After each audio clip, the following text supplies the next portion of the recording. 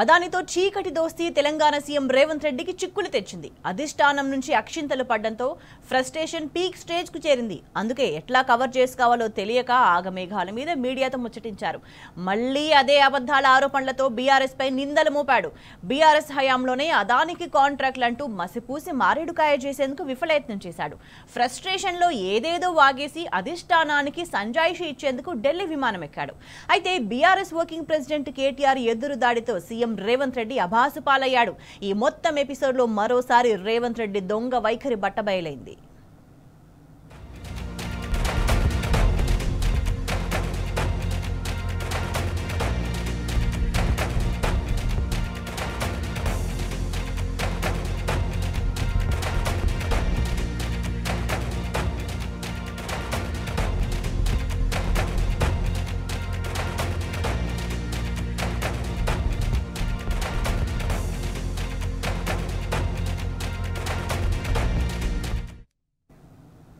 అడ్డదారిలో ఆర్థిక సామ్రాజ్యం నెలకొల్పిన అదానితో చీకటి స్నేహం సీఎం రేవంత్ రెడ్డికి తలనొప్పులు తెచ్చింది. ఒకవైపు జాతీయ స్థాయిలో రాహుల్ గాంధీ అదానిని వ్యతిరేకిస్తుంటే తెలంగాణలో మాత్రం రేవంత్ రెడ్డి అదాని పెట్టుబడులకు రెడ్ కార్పెట్ పరిచారు. దావోస్ పర్యటనలో అదాని కంపెనీలతో ఎంఓయూలు కుదుర్చుకున్నప్పుడే తెలంగాణ సర్కార్పై విమర్శలు వెల్లువెత్తాయి. ఇక తాజాగా తెలంగాణ సర్కారు ఏర్పాటు చేస్తున్న స్కిల్ యూనివర్సిటీకి అదాని 100 కోట్ల విరాళం ఇవ్వడం జాతీయ స్థాయిలో సంచలనంగా మారింది. ఇదే అంశంపై ఇటీవల ఓ జర్నలిస్ట్ కాంగ్రెస్ పార్టీ హిపోక్రసీపై రాహుల్ గాంధీని ప్రశ్నించారు. పార్లమెంట్ సమావేశాల్లోనూ ఈ అంశాన్ని ప్రస్తావిస్తే ఇరకాటంలో పడతామనే భయంతో రేవంత్ రెడ్డిపై అధిష్టానం సీరియస్ అయింది. అదాని విరాళాలొద్దని ప్రజలకు చెప్పిన తర్వాతే ఢిల్లీకి రావాలని ఆదేశించింది. హైకమాండ్ సీరియస్ అవ్వడంతో వెంటనే హడావిడిగా ప్రెస్ మీట్ పెట్టిన సీఎం రేవంత్ రెడ్డి తప్పు కప్పిపుచ్చుకునేందుకు నానా తిప్పలు పడ్డాడు. బీఆర్ఎస్ హయాంలోనే అదానికి కాంట్రాక్ట్లు ఇచ్చారంటూ నిందారోపణలు చేశాడు.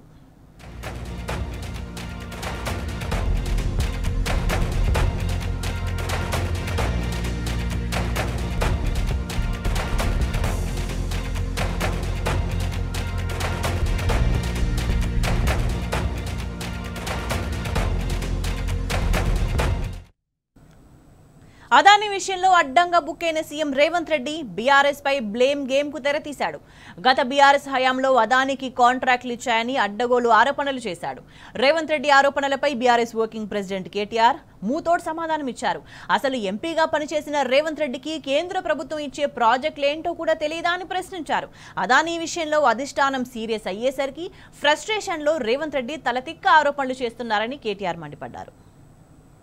ఫ్రస్ట్రేషను, ఒక నిస్పృహ, అంటే నేను వెనక్కి తగ్గాల్సి వచ్చింది అనే ఒక ఈగోయిజము, రాహుల్ గాంధీతో తిట్లు పడ్డ తర్వాత, ఢిల్లీకి వెళ్ళి మొట్టికాయలు పడ్డ తర్వాత సహజంగానే ఉండే కోపం అవన్నీ వెలకెక్కి నన్ను కూడా పర్సనల్గా నానా బూతులు తిట్టినాడు. నాకైతే చూస్తే ఒకటే అనిపించింది, ఇప్పుడు రేవంత్ రెడ్డి గారు 10-15 సంవత్సరాలుగా అందరికీ చెప్తా ఉండేటోడు ఎప్పటికైనా ముఖ్యమంత్రిని అవుతానని. మరి ముఖ్యమంత్రి అయిన తర్వాత కూడా ఇంత ఫ్రస్ట్రేషన్ ఎందుకు? ఆయన వైఖరి చూస్తుంటే నాకైతే ఒకటే అనిపించింది, చిట్టినాయుడు గారికి చిప్పు దొబ్బింది అనిపించింది. ఎందుకంటే ఆయన మాటలు, ఆయన వైఖరి, నిన్న అసలు ఏం మాట్లాడుతున్నారో కూడా తెలియనంత ఒక ఏదో పిచ్చి రిపోర్ట్ రిలీజ్ చేసినాడు నిన్న. ఇవన్నీ బీఆర్ఎస్ హయాంలో విడుదల చేసిన అదానికి ఇచ్చిన ప్రాజెక్టులు అంటాడు.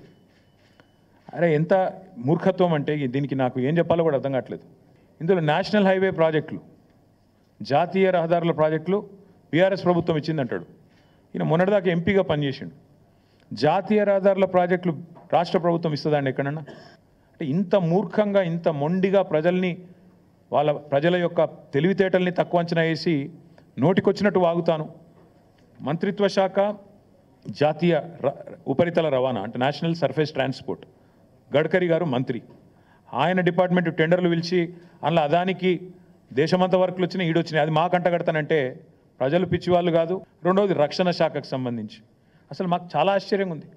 రక్షణ శాఖ రాష్ట్ర ప్రభుత్వ ఆధీనంలో ఉంటుందండి? సోయి లేదు, ఏమి లేదు. ఇంకోటి 750 kV ట్రాన్స్మిషన్ లైన్ ప్రాజెక్టు, ఇది కూడా మాది కాదు, సెంట్రల్ గ్రిడ్ ఇది. అరే ఇవన్నీ గింత పిచ్చిగా, గింత మూర్ఖత్వంగా, గింత అవగాహన రాహిత్యంతో ముఖ్యమంత్రి మాట్లాడితే ఆయన ఏమనాలా? చిప్పు దొబ్బిందనకపోతే ఇప్పుడు నేను గత బీఆర్ఎస్ ప్రభుత్వ హయాంలో మైక్రోసాఫ్ట్ సంస్థ తెలంగాణలో 31,000 కోట్ల వ్యయంతో డేటా సెంటర్ ఏర్పాటు చేసిందని కేటీఆర్ క్లారిటీ ఇచ్చారు.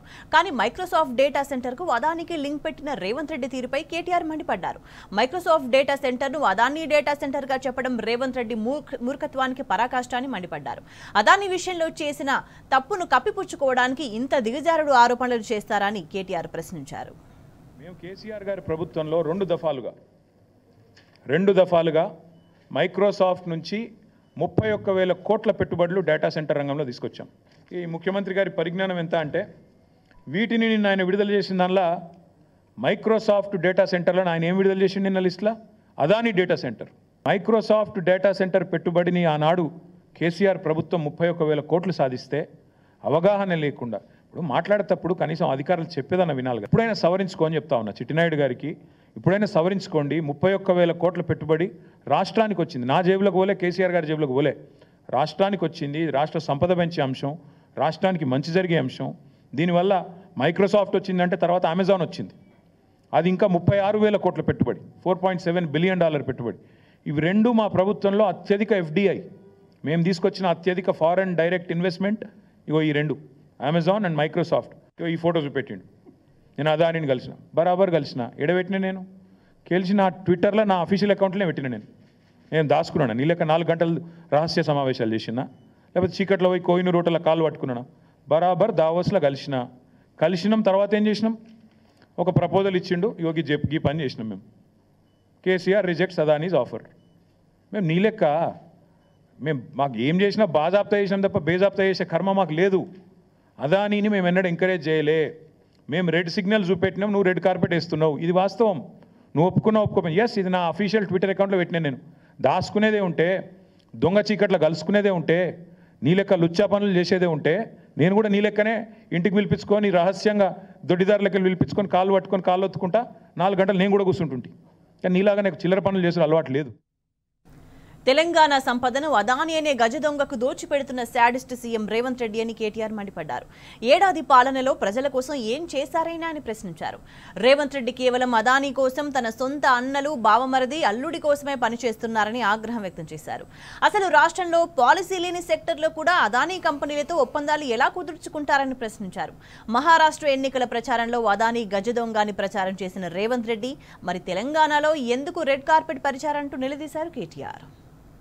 1 year కావస్తోంది. ఈ ముఖ్యమంత్రి ఎవరి కోసం పనిచేస్తున్నాడు? అదానీ కోసం, అల్లుని కోసం, అన్న కోసం, బావమరిదికి అమృతం కోసం. ఇది ఈయన స్థూలంగా చెప్పాలంటే 1 year పరిపాలన. అదానీ కోసం, అల్లుడి కోసం, అల్లుడి మ్యాక్స్ బిఎన్ ఫార్మా కోసం, అన్న కోసం, జగదీష్ అన్న కోసం, తిరుపతి అన్న కోసం, బావమరిది సృజన్ రెడ్డికి అమృతం పంచడం కోసం. దానికి తప్ప నువ్వు పీకిందేంది సంవత్సరం నేను అడుగుతున్నా. ఇప్పుడు పోస్ట్ డేటెడ్ చెక్కులు మనం విన్నాం, కానీ ఇది ఎక్కడికి విచిత్రం. ఇది అక్టోబర్ 14 చెక్ ఇస్తాడట ఈయన. నిన్న మేము 38 రోజుల పాటు మేము క్యాషే చేయలే. మరి ఏం చేస్తున్నావు? అదానీ దొంగనికి నిన్న తెలిసిన. అది మొన్న మహారాష్ట్రలో ఏం మాట్లాడినావు? ఒక గజ దొంగ గుజరాత్కి వెళ్ళొచ్చి ధారావి ల్యాండ్ ఎత్తుకపోతుండు, అక్కడ మాట్లాడతావు. ఇక్కడికి వచ్చేమో మళ్ళీ నిన్న సుధపూస లెక్క కూర్చొని నిన్ననే తెలిసింది నాకు దొంగ అని. రాహుల్ గాంధీ నెత్తిమికెళ్ళి 2 చంపంగానే తెలిసింది, ఇదివరకు తెలియదు అన్నట్టు మళ్ళీ యాక్టింగ్ లేనిది, స్వాతిముత్యం యాక్టింగ్లు. ఒకటి పంప్డ్ స్టోరేజ్ యూనిట్. తెలంగాణలో ఇంతవరకు ఆ పాలసీ లేదు.